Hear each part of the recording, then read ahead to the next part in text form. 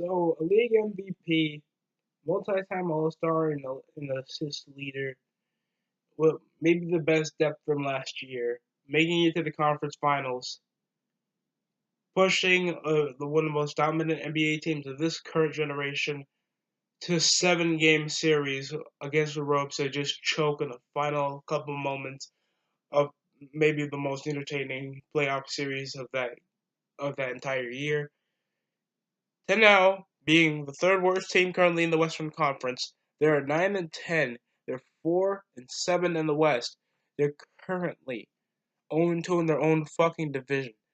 They have a weak home record, with just being 4-4. Their past 10 games, they've been 5-5, and losing Carmelo Anthony.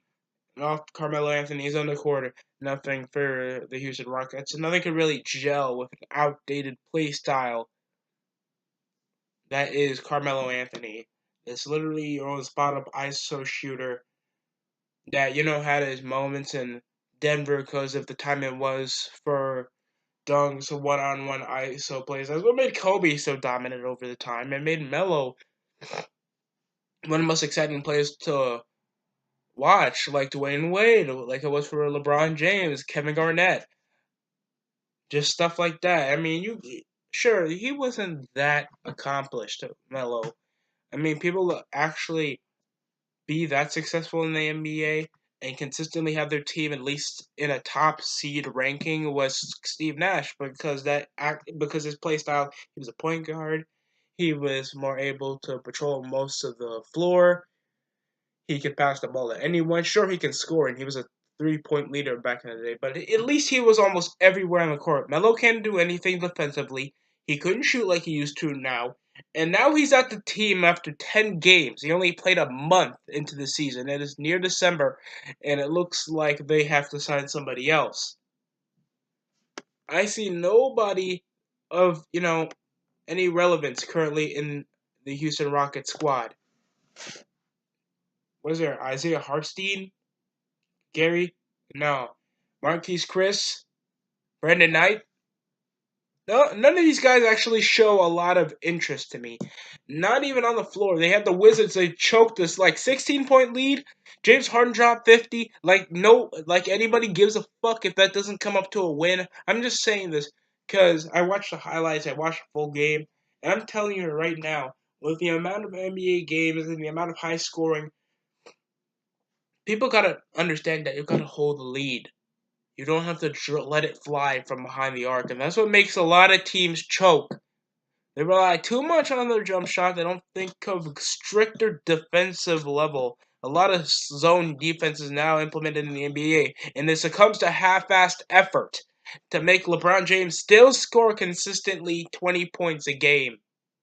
When there's skinny-ass players in the NBA, and not even anybody lean or muscular anymore, we came from men like Ben Wallace to niggas like Chris Paul. I mean, look at Karl Anthony Towns. He doesn't even look like he can beat me in a one-on-one fight, or at least one-on-one on the court. I get that he can shoot, and we understand the current generation now in the NBA that if you don't have a three-point jump shot, you're not going to survive a lot. Houston Rockets at this, they were like the leading three-point team in the NBA. They were the first seed, and you nearly dominated against the Golden State Warriors. What did that come up to? You guys choking a lead in overtime against the Wizards that are also a weak squad. Kelly Oubre, Jeff Green, and Austin Rivers. John Wall at least showing up. James Harden is just there for the ISOs of one-on-one dice backs. We understand what James Harden can do. We understand Clint Capella has been one of the most consistent and maybe the bright spots. One of the bright spots for the Houston Rockets team. Thinks he's a good rebounder. He's a great finisher. He's great off lobs. He seems to be there when it comes to getting the blocks. Not anybody else on the team.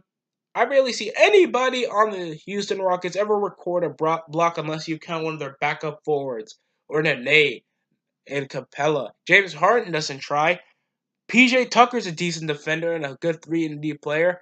Why the fuck didn't you think of re-signing Trevor Ariza? What was the point? Because the popularity rise, you would rather stick with an aging all-star or Asian forgotten all-star instead of an actual reliable man that kind of helps you guys made it to a championship opportunity.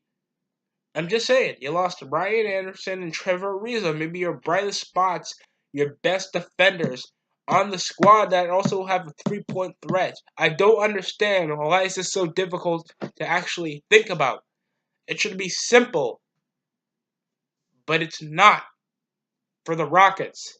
It now looks like before the deadline, they're going to be signing another half-assed player. You already got freaking like several players on your team that doesn't even have double digits on one category of their statistics since they can't move the ball, they can't shoot.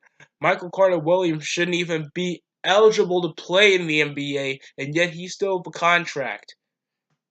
Oh my goodness. More of this stuff just gets me more pissed off the more I watch this bullshit. The Rockets are 9-10. Get your shit together. You had a league MVP for a reason. You had a top threatening team that could beat the Warriors to go to the finals. If it wasn't for last year, you asshats wouldn't even be able to be a threat. And not even a 4th seed team. The Trailblazers could have fucking beat you. And they got shut out in 4 games against the fucking Pelicans. And Cousins didn't even play that series because he was injured. Now Cousins on the fucking Warriors, and they have a better team, and they made the fucking Magic choke without Steph Curry. That's how dangerous their team is set up. And while your team only relies on the offensive pullout game and just moving the ball outside the perimeter with nobody else to finish to the rim, it's really bad. Watching their games are bad because you know that there's other good players on the opposite side of the floor that can cause damage and actually block your shots. There was a double team play before the fourth for Aaron Gordon to break the tie of the game before we went to overtime and the rejection came. Where was everybody else? You have Harden dropping 54. Who cares? You guys lost. Whatever, man. It's already rough enough watching. Thanks. Oh my god.